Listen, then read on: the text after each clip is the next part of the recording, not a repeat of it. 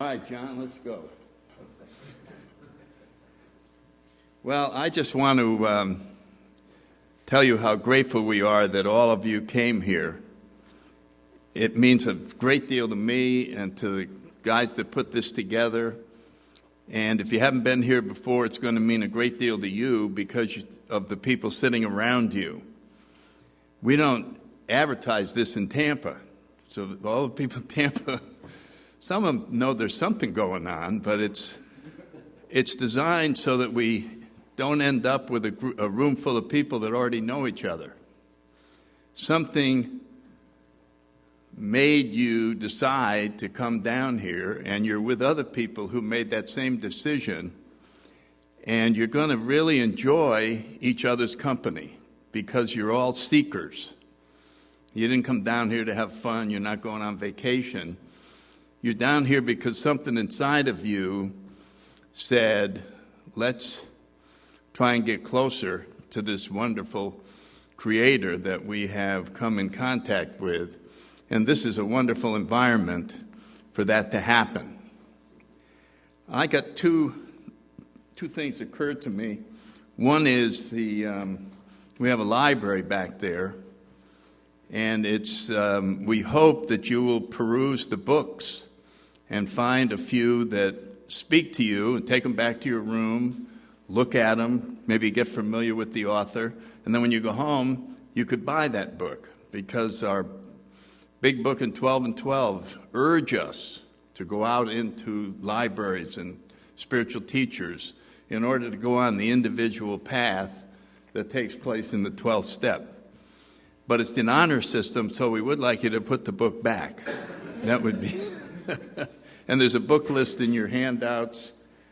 And another thing in the handouts are pertinent passages from the big book in the 12 and 12. And those were just selected by me as probably the most powerful language in our literature concerning getting close to God.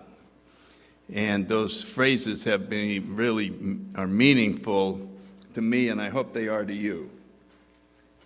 And I think that's about it.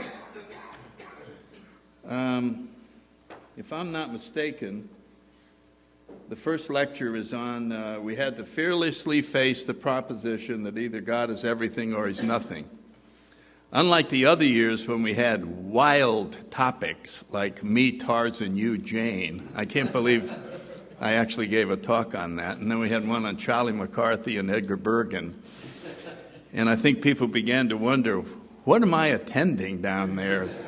Doesn't seem to have anything to do with AA. So in order to put all that to rest, the 4 lectures are on sentences out of the big book, 3 of them and 1 out of the 12 and 12. And so here we have, right near the end of the chapter of the agnostic, this sentence, we had to fearlessly face the proposition that either God is everything or He's nothing. And it's followed up with God either is or He isn't. What is your choice to be? Isn't that a funny sentence? What is your choice going to be? And you know, I've been around 45 years now, and this is what dawned on me. That in life, there's only one free choice that we ever have. All the rest of them aren't free. They aren't free will. There's only one. You can either choose God or not choose God. If you choose God, then God makes the choices for you. You follow what I'm saying? If you choose Him, then He is the guider and we follow the guidance that we got. So as we choose God, we give up ever having choice again. If we don't choose God, our character defects are in charge. It's only an illusion that we have free will. Well, normally I'd like to be honest, but in order to get this deal, my greed says, do this. Most of the time I'm faithful, but lust just said, go do that. And we suddenly find that one or the other of our character defects is behind the alleged free choices that we're making. So I would just lay it on the table. somebody could disagree with me, there may be other people out there, that there really is only one that we're absolutely free to make, and that's to choose God or not to choose God. And I read somewhere, you choose God and live with the consequences, or you choose not to have God and live with the consequences. And we all are familiar with what it feels like to not choose God and live with the consequences of choosing alcohol. And so this is an interesting point in our sobriety. It comes in the chapter of the agnostic, where possibly the major transformation that we're going to make in AA is made. Because we're going to go from our old ideas about God or non-God that we bring here, and we're going to be persuaded to put those ideas on hold and see where this new path leads us. So we could come in an atheist, an agnostic, a person who had God and lost him, a person who now hates God, a person who this, all that. So we all fit in these categories, and we arrive here, and this is where some sort of a transition is going to be made so that we end up seeking God. Now, seeking is a big word in our program. God could and would if he were sought. I just love that sentence. If he were sought. And then in the 11th step, sought through prayer and meditation to improve our conscious contact. So we see the word sought is a very interesting word. And I've told this story before, but when I got to thinking about, well, what is seeking? When's the first time I ever heard of seeking? And my life, the first time I heard of seeking was in grammar school when they introduced a game called hide and seek. Somebody hid, and then you sought them. I found out that seeking them was trying to figure out where the hell they were. That was what seeking was. And so some little girl went and hid. Okay, go find her. And I would look, and I would look, and I would look. I'd look in all the obvious places. But I'll tell you, after about 3 minutes, if I didn't find her, I didn't give a damn where she was. My interest in seeking was over. I call that a low level of seeking. That's the low level. Then the next one was one notch up. It was a higher level. And it occurred around Easter when 6 pounds of pure chocolate were hidden somewhere by my mother. And she said, ready, go. And boy, I'll tell you, this was a higher level than looking for somebody hiding in the closet. This was serious seeking. And I would zoom, and I would zoom. My sister's zooming, and we're going, and we're going, and we're going. But if I didn't find it, after about 5 minutes, which is a pretty long period of intense seeking, I started whining and begging for clues. Am I hot? Am I getting close? Am I here? Am I there? And I think if I didn't find that, if my mother didn't finally give me a tip-off, I think at the end of 15 minutes, I would have said, to hell with the chocolate. I'm tired of looking. But it was a higher level of seeking than the hide-and-seek game. And then later on in life, when I was a teenager, I had a golden retriever, and I came home one time and was told that he had run away in the morning into the woods over there and hadn't come back. And I went over there, and I called that dog's name, and I stayed out there until it was dark. And then when I went to bed, I would go out there every couple hours and call his name. And then the next day I did it, and then the next week, and then the next month. And then the next 6 months, I'd be home from school. I would still go out there because he could be there. He could be walking out of those woods any day. I think I did that all the way through prep school and college. Whenever I came home, I couldn't resist going out to the woods. He could be there. I know it's been about 6 years, but he could still be there. Dogs live a long time. And I would go out and look for him. And I think it sounds silly, but 20 years later when I would go home, I'd just swing by there. on the small chance that this old dog could be walking out of the woods. Now, that's a pretty high level of seeking. And it was the highest that I ever had until I started drinking and was out of booze and needed a drink.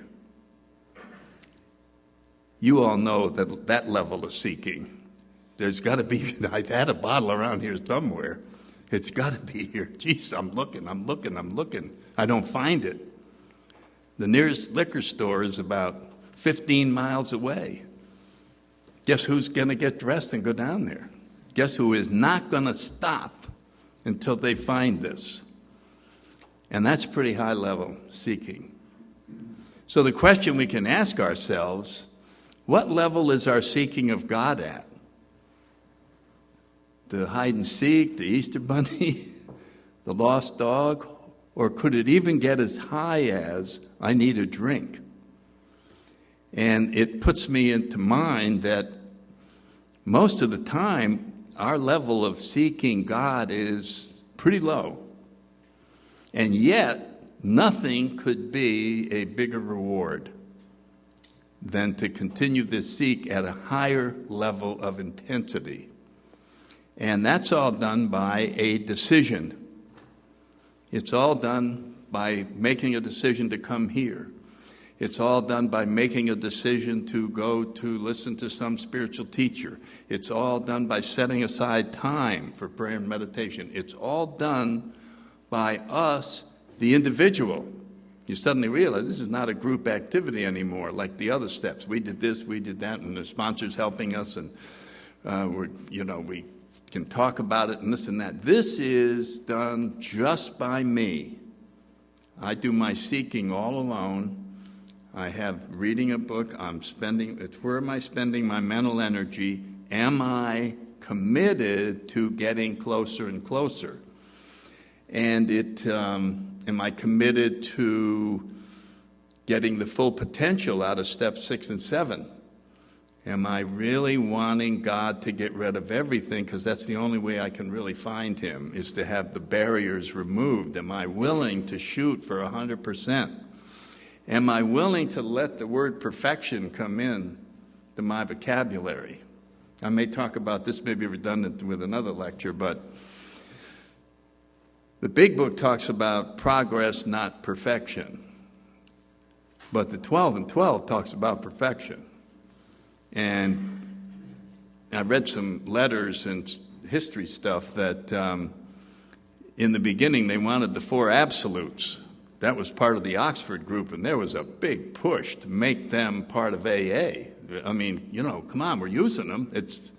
And those of you from the Midwest know that the Cleveland Intergroup still prints a pamphlet about the 4 absolutes, and it says AA on the back. And there's nothing New York can do about it because they were there before New York. And so this is part of people get sober in Cleveland, Akron. They get this pamphlet. Oh yeah, this is part of AA. These absolutes. Well, absolutes imply perfection, hope, or honesty. Come on, folks. Unselfishness, love, and purity. Those were there, and the deal was to try and achieve that perfectly, absolutely. And Bill saw that and said, geez, if I stick this in with these drunks that are coming in, they're going to go crazy trying to achieve perfection. And because they're perfectionists now, unless they can do it perfectly, screw it. That was my attitude. Well, if I can't do it perfectly, I'm not even going to try. And so he felt it might be misleading or difficult when we're new to even entertain the concept of doing something perfectly. But in this letter, he said, I snuck them back in steps 6 and 7 in the 12 and 12. And particularly in step 6, where he uses the sentence, having been granted a perfect release from alcohol. In other words, we were granted a perfect release. It was lifted from us. Why can't we attain perfect releases from all our other character defects? we have to raise our eyes towards perfection. So suddenly we see a shift from progress, not perfection, to progress towards perfection. And that makes me squirm a little because I'm not shooting for that. I'm settling for something in the middle. And there's that great line in the 12 and 12. We tend to settle for as much perfection as will get us by. And that's what I want as a businessman, is a reputation for being honest. I don't want to be locked into being honest, but I'd like people to think I am. So they do what it takes to get known as a person with an honest reputation, or whatever it is, reliable, faithful. I want my wife to think I'm faithful. Well, don't you want to be? Let me keep just an option open. You never know, something miraculous could come my way, and I don't want to be locked into turning it down ahead of time. I'll do it when the situation arises. I'm sure I'll make the correct decision, but I don't want God to have shut off all possibilities, so I don't want to go too far in getting rid of lust. Do you understand? So you can see that this seeking it's all tied into that. What level of seeking are we interested in doing? And before I get going on the comments about the chapter to the agnostic, I want to share with you and run something by you that occurred to me recently, and it's called the God phenomenon in AA. I made this up, so don't think, well, what page is that on? It isn't anywhere. It's just a way of looking at things. And this is what I think the God phenomenon is. When we first arrive here, we are confronted with this word on a steady basis. We pick up the steps, and there it is. We open the big book, God on this page, God on that page, God on that page. We go to a discussion meeting, everybody in the room. Well, then God did this and God did. So you can't escape the word. You can't escape it. This three-letter word is appearing everywhere. And we have different reactions to it. I can't stand it when they say that. Bothers me. It's just all these things. I said higher power for 5 years rather than say the word God. And then after 5 years, I said, you can say God a lot faster than you can say higher power. I said, yeah, you're right. So for pure efficiency reasons, I shifted and actually allowed myself to say God, like I was going to be struck dead because my old ideas told me, you don't want to be caught dead saying God. Somebody will laugh at you. So I don't remember why, but it was very important. So we have a word that appears all over AA. But if we had an AA dictionary, we could probably have meanings for all the other words in AA. But if you open the AA dictionary to the word God, it would be blank. It would have no definition. It would be a word with no definition. It would just be a word. And yet we are stuck with doing something with this word. And we actually don't really do anything except the steps. And then as we take the steps, something happens. We begin to have a consciousness of something. Unnamed, but something is happening inside of us. And we call this God consciousness. We can call it word consciousness for all I care. But a consciousness of something is taking place. And when we get to the promises in the 9th step, we see a sentence that says, we suddenly realize that God is doing for us what we couldn't do for ourselves. This wasn't something that somebody explained to us. It happened to us. It happened inside of us, and we suddenly went, wow, that word is doing something to me. You see how personal that is? There's nobody explaining this event to you. It is simply happening to you. And then in the 12 and 12, I just brought this, it's on the last page of the Pertinent Promises, page 109. Bill writes, you see what we're seeing? We're seeing a process of a person's relationship with that word. And on there, page 109, Bill writes, we could predict that the doubter who still claimed he hadn't got the spiritual angle and who still considered his well-loved AA group his higher power would presently love God and call him by name. No one told them to do that. No one said this is going to happen. You just find yourself using the word. And nobody explained what the word means. It just happened. And I got thinking about that. Wow. How could I summarize what I just told you about? What is this phenomenon? And I looked at it as you're now at the very beginning of your journey in AA. And I would say, in the beginning was the Word. And the Word became God.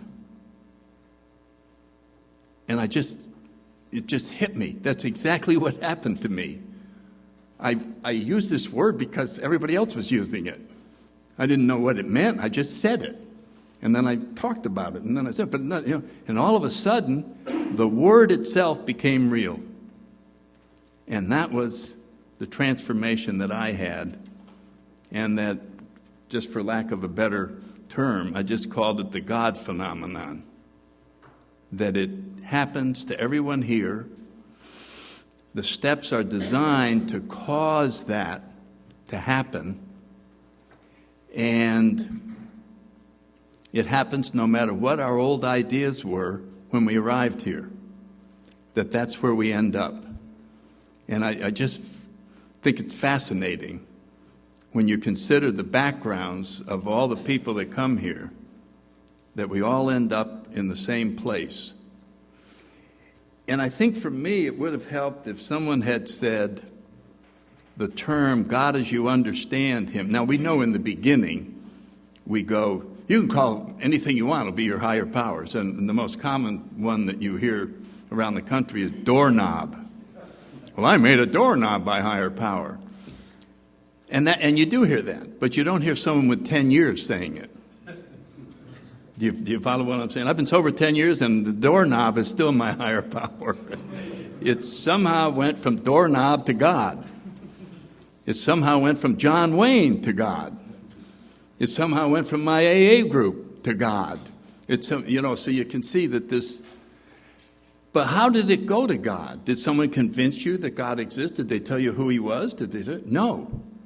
You experienced something, and you automatically said God. So in a way, in order to understand God in AA, you have to experience God first. So it's sort of God as we experience him. And from the experience comes a very limited understanding, because no one can understand God. He's a mystery. But we know the results that come from this power. And to me, that, if you ask me what my definition of God is, it's all the miraculous things that have happened to me since I followed these steps. It's the return of peace of mind. It's the power to see all of you as my brothers. It's the power to see the world through God's eyes instead of my eyes. All of that is my definition of my personal relationship with this great mystery that is behind the universe. And I just felt, isn't that fascinating? And then as you're sponsoring people, you watch it happen to them. You start out with a militant atheist, and you go, that's fine, just like our chapter of the agnostics said, that's fine, don't worry about that. Just have an open mind and we'll go chugging along. Oh, okay, so and then, remember in the third step in the 12 and 12, the one-time vice president of the American Atheist Society, boom, had no trouble getting through the hoop. Remember that hoop in step 3 in the 12 and 12? He had no trouble because it's an infinite diameter. You can come through. And then if you simply keep that open mind, the God phenomenon takes place.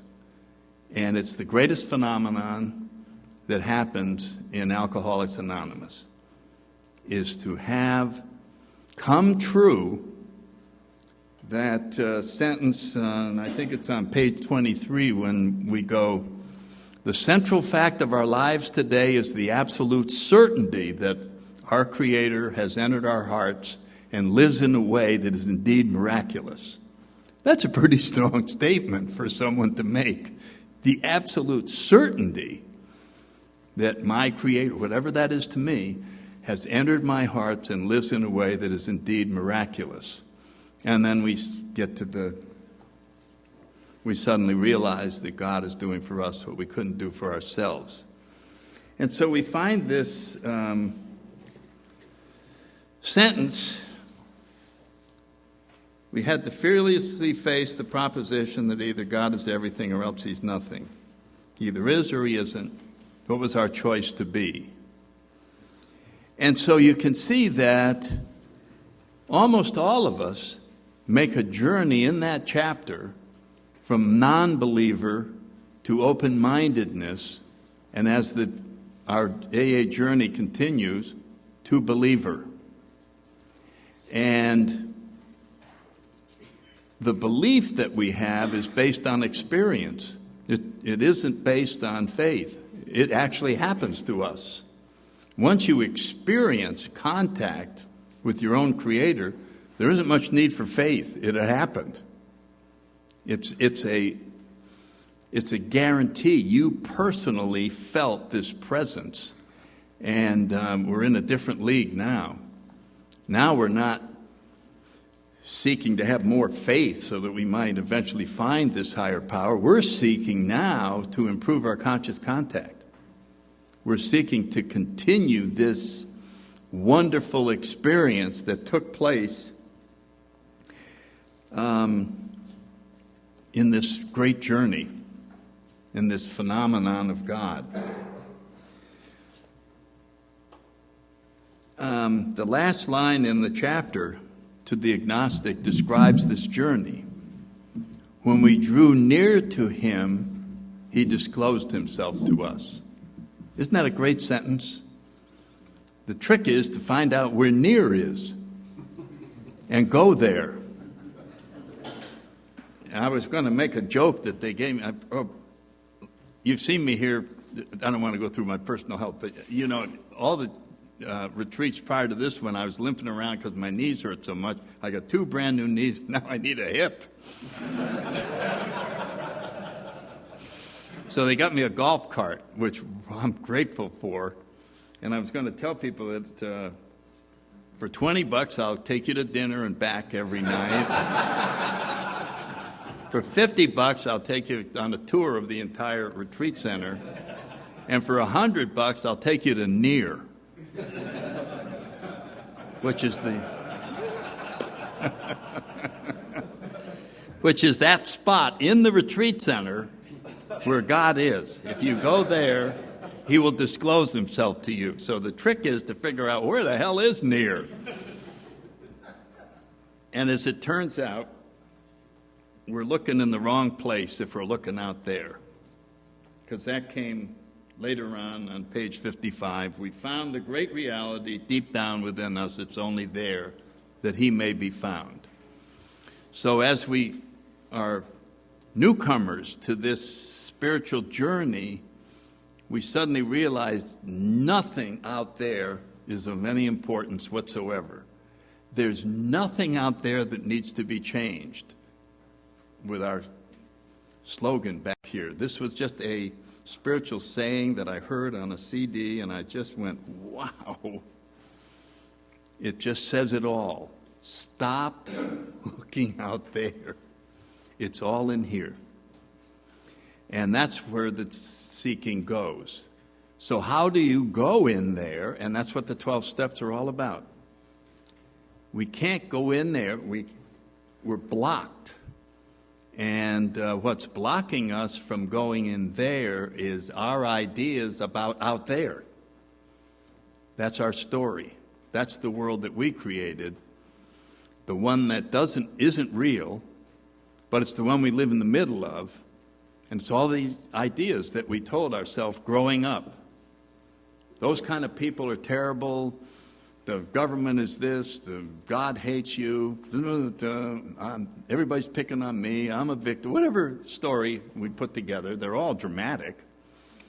And the problem is that we thought them up. And as soon as we think the thoughts of another component to our story, we emotionally feel it. So if we say it's unsafe to be in that room with that guy, we will feel frightened. Totally in response to the thought we had that it's not safe in there. It could be safe as can be.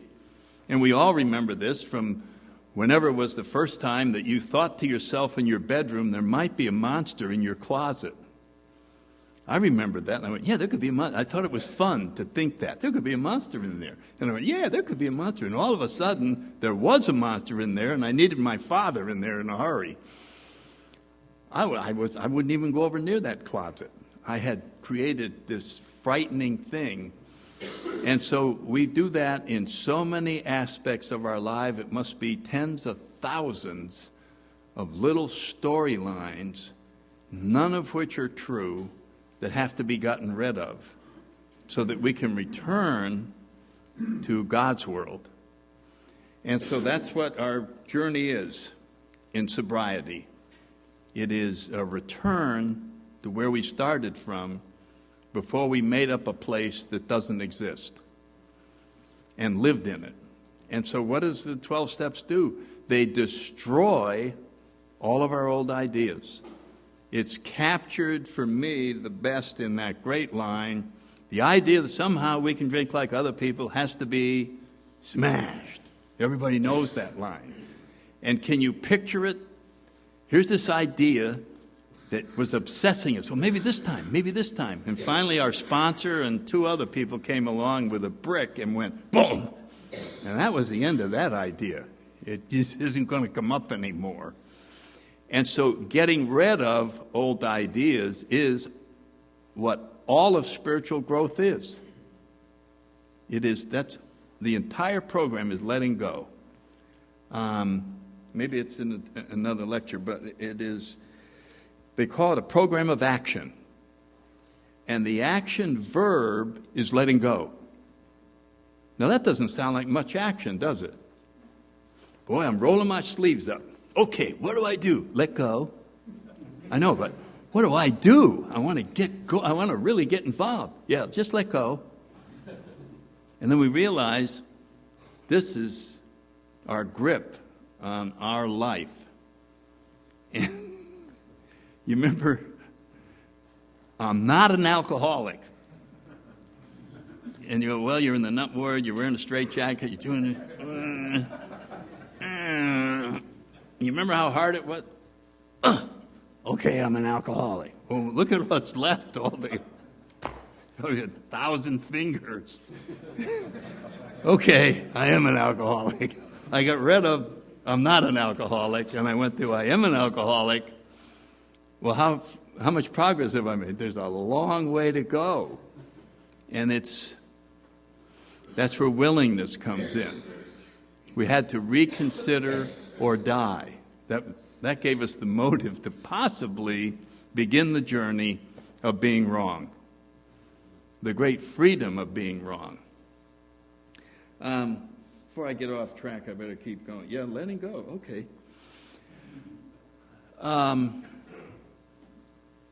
it's very difficult for me to believe that that is what's missing. My mind is constantly coming up with another course of action other than letting go. You know, maybe I should buy another spiritual book. Maybe I should do this. Maybe I should. I'm all over the place, and I don't want to let go of something. And we will hold on to those things like we hold on to character defects. Bill surmises that the reason we hold on to a lot of defects is that we like them. I like getting angry and feeling a little superior to the jerk I'm arguing with. There's a lot of pleasure in that. Do you know what I'm saying? And my pride really enjoys feeling superior to other people. Well, I'd try to explain it to him, but I don't think he could grasp the full impact of what I'm thinking. There's just many of them. We love being a better baseball player than somebody else. It isn't just that we love the game. We love the fact that I'm better than that guy. There's a great sense of it. I'm a better businessman. I'm a smarter investor. I like that. I like feeling better than. And if that doesn't work and you get tired of feeling better, then feel worse than. Oh, I'm the worst bastard that ever lived. I'm a piece of crap. And then we go, yeah, I kind of like wallowing. Anybody wallow? Just wallow around in self-pity. Oozing from every pore, as Bill writes. This is, if we don't do that, we can hardly keep our story alive. Because it's the world that we lived in, the only building material are thoughts. That's the entire world that we live in is composed of thoughts. And they'll start fading if we don't keep thinking them every so often. So if you still have a resentment over the girl that left you in high school for that jerk, you have to go back and stir it up a little bit, or it could actually disappear. It could actually no longer be in your emotional repertoire. So I would recommend at least every 5 years, go back to when you were a sophomore in high school and think about Lulu. And bring up, God damn, that damn guy. Now I'm frightened. He's a better guy. And the whole thing, and you get it going. Then you can put it back because it's got a shelf life of at least 5 years. So we have to go back to all these things and make sure they're activated so that they're still part of us. Because after all, we practically are all our resentments. We practically are. All of the fear, anger, feelings that we have ever since we were little, that's who we are. And that's the world we live in, and we re-feel all of those. And it was suggested to me, I think that's in here somewhere, that there is one action that has been called divine. And if anybody knows, it's called forgiveness. To err is human, to forgive is divine. And forgiveness fits in to the overall scheme of things. If we're going to forgive something, we're going to let it go. That high school event never happened when I forgive it. And I would ask you all tonight to imagine, just for the sake of imagining, that you, in an instant, could forgive everything that ever happened to you. Every unkind word, every failure of your father to show up at the sporting event, every failure of your father to be there when you were little, every failure, every unkind thing the government did, everything that the police did, everything that... Just go back through your life. All the things that we've kept track of that hurt us. There's got to be thousands. I mean, if you think back on it, it's a whole full. Now imagine that you forgave it all. We can't because it really takes God's help, but let's just imagine that everything that happened to us was forgiven. It no longer existed. It was nowhere. Do you see that you would really be nobody? What would be left of you? You follow? The only thing that would be left is your spiritual side. And that's who you really are. In other words, this whole identity that we created is mostly resentment and memories of things that we aren't going to forgive because they shouldn't have happened for one reason or another. And when I reflected on that, I said, my God,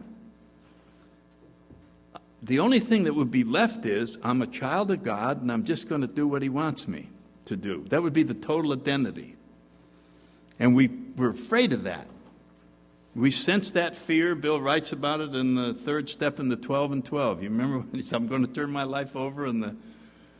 Bill writes a lot by advancing an idea and then telling you what your reaction is going to be to that ahead of time. So he advances, well, why don't you turn your entire life over to God? And then the guy says, what? I'll be the hole in the donut. You remember that? I'll be a non-entity.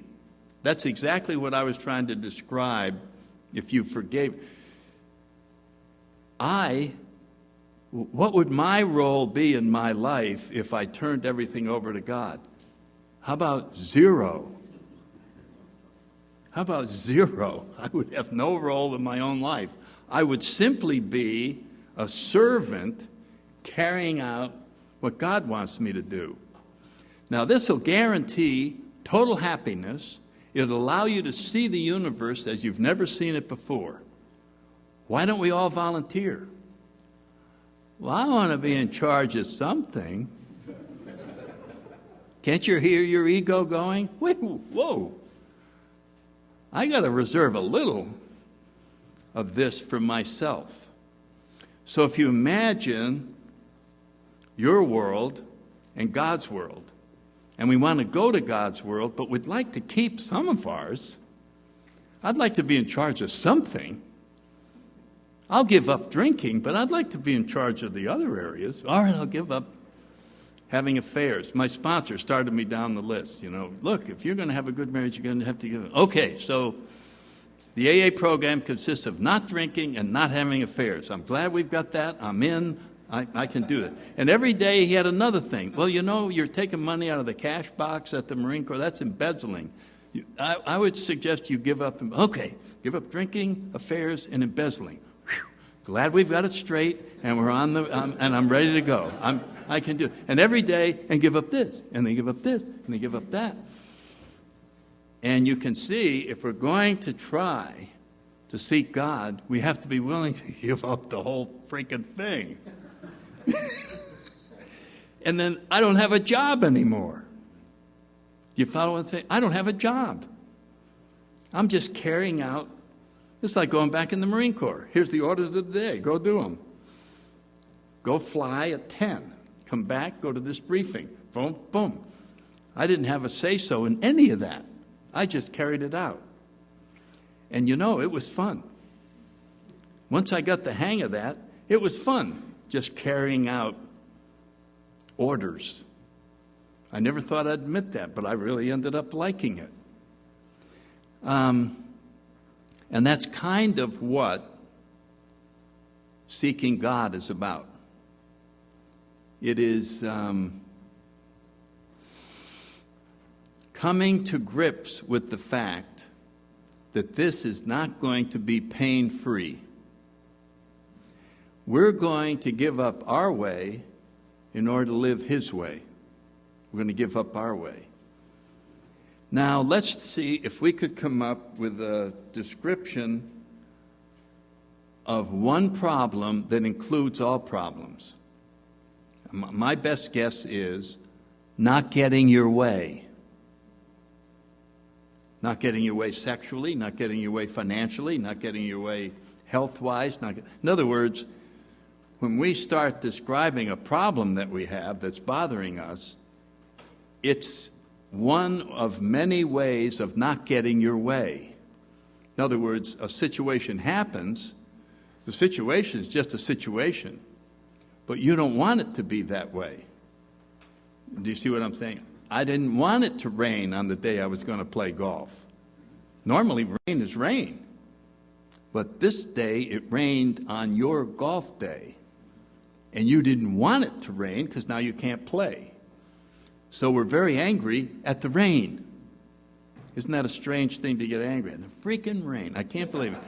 And I generally carried the belt. God did that. He didn't want me to play. He hates me. I knew he hated me, and it's been that way my whole life. Thanks, God. You see, so now, if when things don't go your way, you're unhappy and miserable, then we got to come up with a solution to that. How can we find happiness? Simple. Learn how to control everything so that it does turn out your way. And that was what we were trying to do when we came in here. If only she would do this. If they only listened to me down at work. And so we were managing life in order to make ourselves happy because we saw no other way. What other way is there if we get unhappy because we don't get our way? The only answer I ever saw was try and control it. And when eventually they wouldn't control, I would just get drunk at them. And then suddenly we're confronted with a rather unusual proposition. And that is, why don't you just not have a way in the first place? Now, if you didn't have a way, things go my way. Well, what if you had no way? Then nothing could ever not go your way because you don't have one. Well, how do you not have a way? You turn it over to God.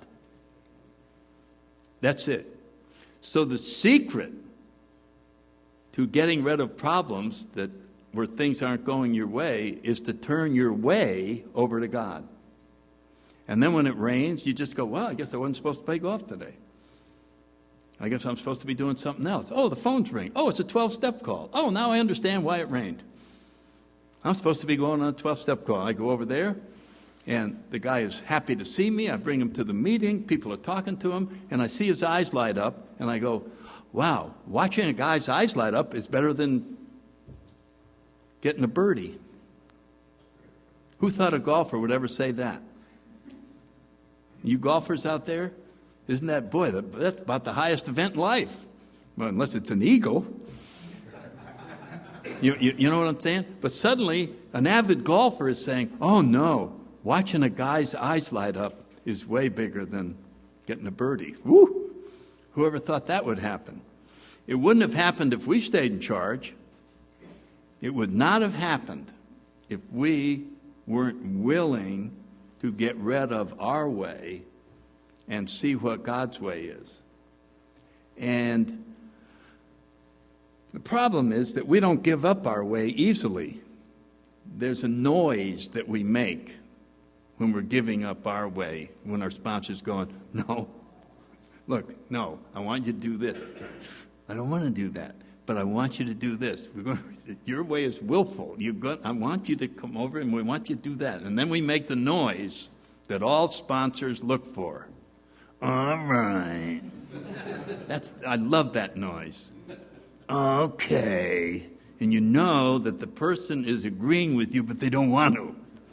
They don't want to. It's with great reluctance and resistance that I make the sound, all right. And that is giving up your way. Can you feel it right there? You just, okay, well, my way would have been, And then we go over here, and then, much to our surprise, it turns out better than if we had gotten our way.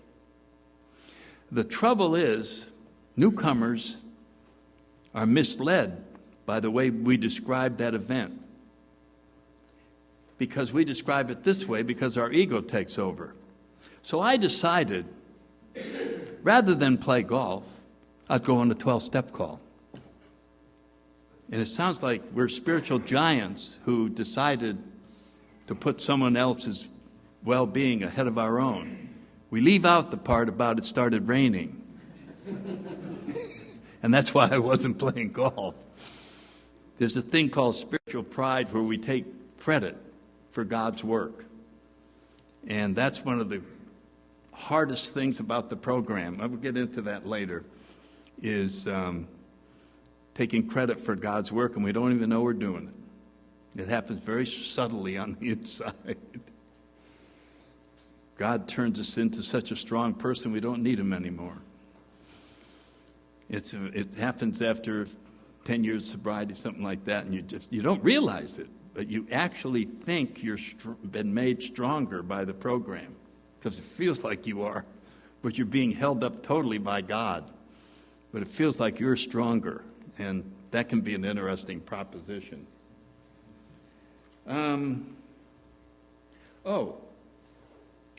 There's a paper in your handout by a Dr. Natcher. We had it last time. You don't need to read it now, but I stuck it back in there because this is a medical doctor who decided to break ranks with all of the addiction teachers out there, all the treatment centers, and this is what addiction is, and this and that, and this and that. And he claims that addiction is caused by being separated from God, and that we're trying to find God, which is missing in our life, through sex, drugs, rock and roll, gambling, or whatever. And of course, I just thought the guy was brilliant, and that this medical doctor would be doing that. And he used AA as an example of all of this. And then he kind of misreads AA towards the end of his paper, where he says, we keep going to AA, and now we're addicted to AA. And I wrote him an email saying, you're misunderstanding the spiritual path if you think we're going here because we're addicted. It is a desire to pass it on is why we're here. We've been given the spiritual freedom through an awakening, which is what he says is the answer to all addiction, is awakening. And I thought it was a well-written paper. But part of an awakening, which occurred to Bill Wilson, there's two parts. One is he has an experience that is just the purpose of being alive is to have an experience of that magnitude. But part of the experience is you can't help yourself from spending the rest of your life trying to pass it on to someone else. And that's why we keep coming here, to find another newcomer to light their eyes up. And so I've always thought that, I'll talk about that, the Big Bang of AA. I always thought it was Bill Wilson's experience because it included, he couldn't stop himself from trying to carry this thing to the whole world. Even when he's broke, even when he's down and out. Yeah, but we got to get this thing going. We got to get it out there. It was because of that awakening, he couldn't resist. He couldn't stop carrying the message. I mean, I didn't know Bill. I could have met him, but I never went up to New York. But I knew Chuck Chamberlain. And I know the California guys will tell him he was out driving 2.5 hours every night to go talk somewhere. And people would come to see him. He just never stopped. It was, he was my example of how to be a perfect servant. And the energy to do the task will be given to you on the spur of the moment. So you can be exhausted and still go out and talk to somebody for 2 hours, and you're going to feel more refreshed than when you started. Because God gives us the energy to carry out his work as we're carrying it out. It feels like we don't have enough. Oh, I couldn't make it over there and talk to there. And then you go do it, and at 3 a.m, you don't even want to go to bed, because you've been energized so much by this. And so anyway, he makes the statement, and I want to read it because I love this quote.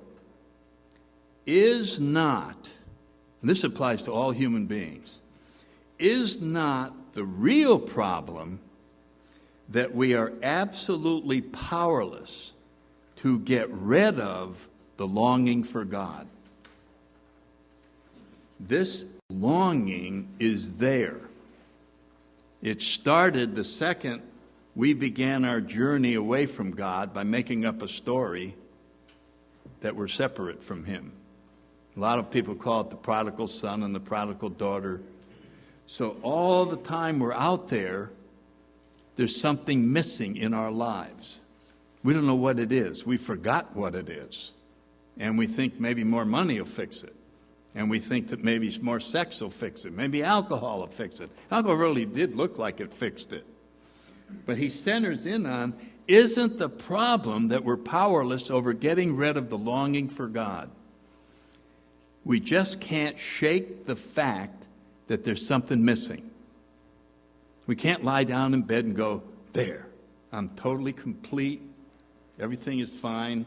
There's nothing missing. Until we get in here and can have that awakening. And then we realize we were seeking the wrong thing all along. We were going on false errands to try and fix this problem. And the person, oddly enough, who made the same comment in our AA history was Dr. Young. That's exactly what, in the exchange of letters between Bill and Dr. Young, when Bill wrote many years later to thank him for the work he did with Roland Hazard, who came to see Ebby, who came to see Bill. And Dr. Young sent Roland on a spiritual quest. He said that, I've done everything I can for your disease of alcoholism, and I failed. Don't come back to me. There's nothing. I can't do anything more for you. And he said, so I'm going to die of this? He said, probably. I have heard of a few cases where they had this spiritual experience, this spiritual transformation that I've been trying to cause with you through therapy. I would advise that you go out and try and have one of those. So he left, he was told, you're going to die unless you can find a spiritual experience. He became a seeker. How did he become a seeker? He was told he was going to die. That'll help people become seekers. Kind of happens to us. You come in, you've got a fatal illness that only a spiritual experience can come. Well, maybe I'll reconsider. What are spiritual experiences? I suddenly have an interest in spiritual experience. Why? Because I'm going to die if I don't find one. Well, that's hardly an intellectual decision, is it? It's a save-your-ass decision. And so Roland Hazard, the hot thing then was the Oxford movement. And so he got in that and had this spiritual awakening, got set free from alcohol. Then he showed Ebby Thatcher how to do it, and then Ebby showed Bill. So anyway, when Bill writes him and thanked him and everything, he wrote back, no, I didn't know what happened, et cetera, et cetera. And he said, after all my years of studying alcoholism, I really think that the search for alcohol is a low-level thirst for God, and that we're actually trying to solve the God problem by drinking. And we were desperately hoping that this would fix us so that we would be complete again. And alcohol is so similar to a spiritual experience that we thought we really had it. There were times when I was so grateful for alcohol. I said, geez, I'm so lucky that alcohol's in the world. Because all I have to do is go in there, hey, Fred, give me 3 of you-know-what. And then 1, 2, and then for that moment, I was complete. I don't know if you remember that. It happened to me around the 3rd or 4th drink. Is that right, Jack? Somewhere in that neighborhood. And you suddenly went, yes. I'd look around the bar going, these are the greatest people I've ever seen. Look at them. Look at them. I hadn't even met them yet. I knew they were God's kids. They were, look at that. Look at that. Now, 10 more drinks. Hey, asshole, come here. That was the end of the spiritual transformation that the alcohol, but there was that moment when, yes, this must be what it feels like to be complete. I'm there. I don't need anything. They go, Let me buy a round of drinks. Well, that's your rent money. Hey, got to live a day at a time. I'll get the rent. Who cares? You know, there was just, I'm complete. Don't need any. I remember that feeling. Right at this moment, I don't need anything. That was the greatest feeling from alcohol. Well, that's what a spiritual thing is. I think the final point that I want to make is, if God is everywhere, then it's impossible to be away from God. It's absolutely impossible. How could you move away from God if he's everywhere? I'm up at the front of the room. I said, I'll go back in the back of the room. Then I'll be away from him. Well, he's there. He's everywhere. So how is it possible for us human beings to become separated from God? Just think about that. How could, if he's everywhere, how could you possibly be separated from God? And here comes the trick. You make up a story that you exist separate from God and believe it.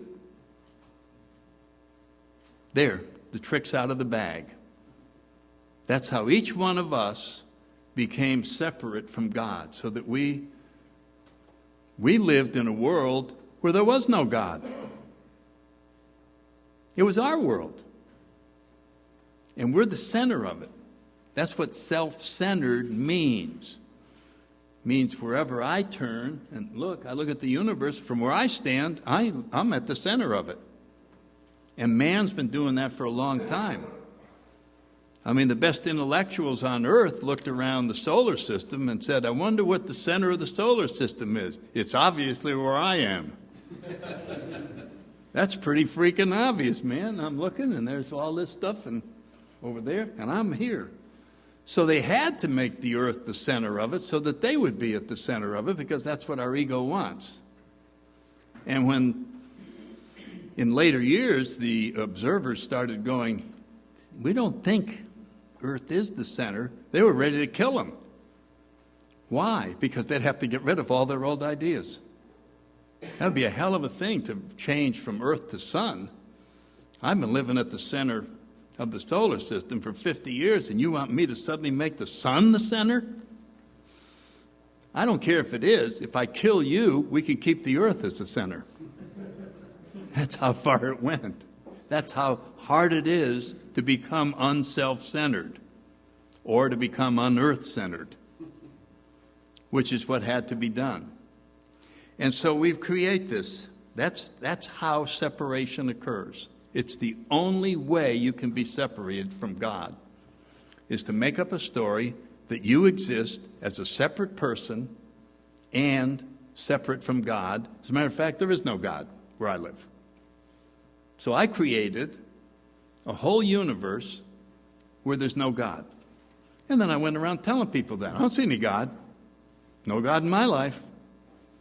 He never helped me. I never got tapped on the shoulder. Here's God. I never got. There's no God.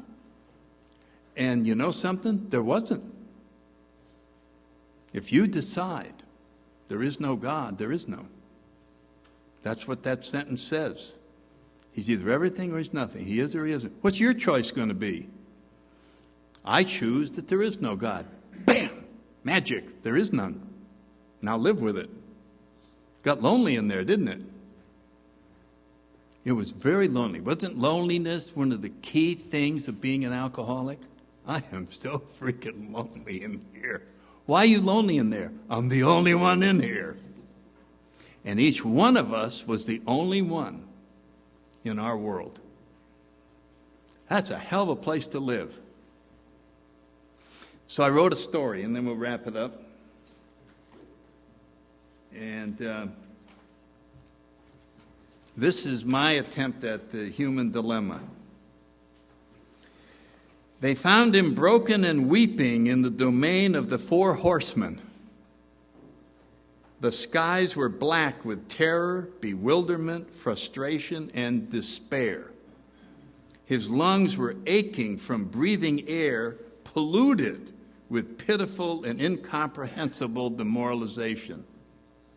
The ropes of resentment and self-pity held him firmly in the cell of loneliness and fear. They lifted him gently and carried him to an inn. They bathed him and tended to his wounds. They fed him and loved him until he stopped sobbing. They took him on their path towards the light. They took steps to lift the veil from his eyes. The vision of their world slowly began to manifest itself, and he saw sights he never knew existed. He experienced the sunlight of the Spirit, the great reality, and the presence of infinite power and love. His whole attitude and outlook upon life has changed. He stood at the last step of the bridge of reason. Remember that thing in the big book? He saw clearly that one final step would take him into the world of the Spirit. Suddenly he spun around and strode deliberately and purposely back the way he came. At a brisk pace, he came down from the mountains into the familiar darkness and stench of the secret caverns of his domain. His work had been detailed and thorough, no exits, no portals for light to penetrate. He settled into his favorite chair, a throne at the exact center of his world. The future once again belonged to him. He realized how close he had come to placing a God before him. He smiled as he prepared to die of absolute misery. He smiled because he knew that when he died, he would die totally in charge of the whole universe.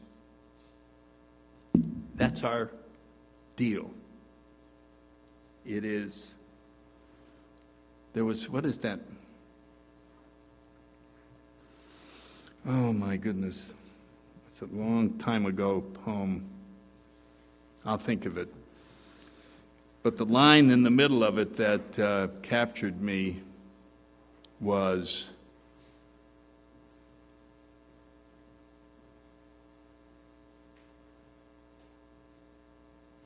to serve in heaven or to reign in hell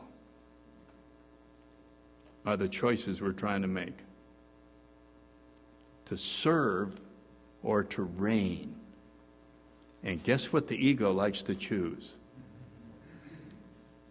I want to be in charge. So this is the struggle that we're fighting. That's why it's so hard.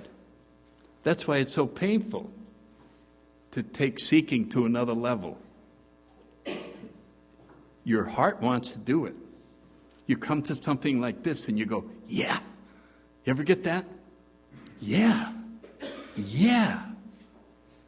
And then we go back in the room, we go, oh, you can't make that. I mean, then it starts. Then the counter argument starts because our world is being threatened. The one we run, where everything is ours. You just came up with the idea of giving up some of that world. And there's going to be a backlash, which is why the seventh step talks about pain as being part of the spiritual journey. But every time we take a step forward and go through that pain, we realize it was worth it. That it's like getting in shape. It's really painful in the beginning. But the more you do it, the more it becomes something you look forward to because of the great rewards we get. So I hope that one way or the other, you take a look at the dynamics within inside of yourself and realize every time you're going to try to advance, there's going to be a backlash. And just dismiss the backlash and keep going anyway. Because the only pain is in resisting growth. The only pain is in resisting letting go. That's where the struggle is. And isn't it a silly struggle? You can have everything if you just open your hand. You can have everything. You remember that story about the monkey and they put the food in the bottle and he reaches in, gets a handful, and they come to catch him. They just walk over and grab him. And he won't run away because he ain't going to let go. He ain't going to let go. That's us. the thing that's stopping us from having it all. I want to keep this too. I don't want it all. I want this and all of it. And so let's all join together in letting go. That's it. We'll wrap it up. We got dinner coming up, and then we'll be back here later. Thank you all for your attention.